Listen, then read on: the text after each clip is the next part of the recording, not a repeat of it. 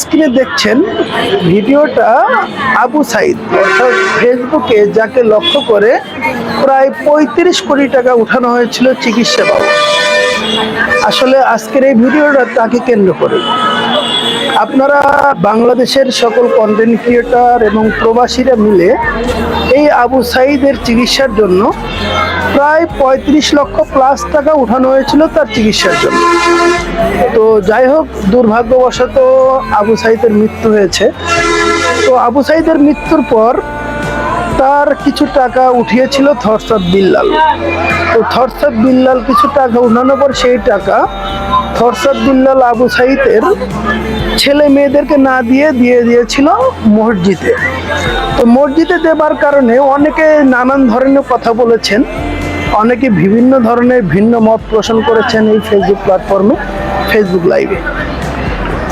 তো এখন আমি যেটা বিষয়ে বলতেছি, আসলে থরসাদ বিল্লাল মনে হয় ঠিকই করেছে, কারণ উনি হয়তো আগাম ভবিষ্যৎ বুঝতে পেরেছিল, যার কারণেই সেই টাকাগুলো না দিয়ে মসজিদে দিয়েছিল।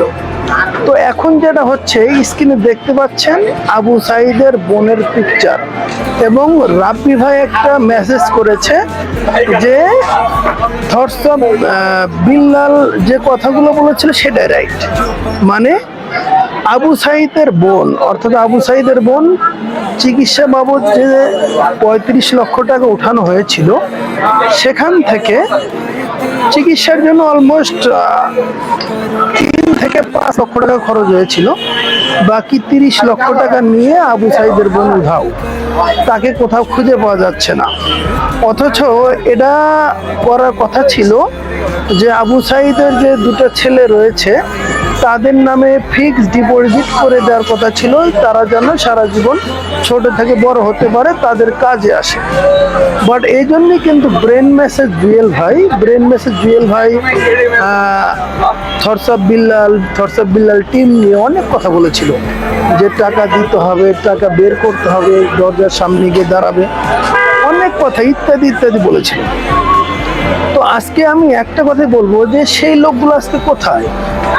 এই যে আবু সাইদের টাকাগুলো নিয়ে আবু সাইদের বোন উধাও হয়েছে, তাকে কে খুঁজে বের করবে? তার টাকাগুলো কে উদ্ধার করে নিয়ে আসবে? তো একটা কথাই বলবো যে এরকম মানবতার উদ্যোগ আমি মনে করি যারা সোশ্যাল মিডিয়াতে মানবতার ফেরিওয়ালা হয়ে আছেন, সবাইকে একটা কথাই বলবো যে এখন থেকে সোশ্যাল মিডিয়ায় আপনারা মানবতার কাজ করেন, কোনো সমস্যা নেই, বাট মানবতার কাজ করে আপনারা নিজেরা চিকিৎসার দায়িত্ব নেন। বা যদি কারো ঘর বাড়ি করে দেওয়ার ইচ্ছা হয়, ঘর বাড়ি নিজেরা করে দেন। আপনারা কখনোই কাউকে কোনো প্রকার নগদ ক্যাশ টাকা হাতে দিয়েন না। এই যে জ্বলন্ত প্রমাণ যেটা আপনারা দেখতে পাচ্ছেন। তো যাই হোক, সবাইকে একটা কথাই বলবো, টাকাগুলো উদ্ধার করার ব্যবস্থা করেন, উদ্ধার করে আবু সাইদের ছেলে মেয়েদেরকে ভালো একটা ভবিষ্যৎ দেওয়ার জন্য টাকাগুলো ফিক্সড ডিপোজিট করে দেন।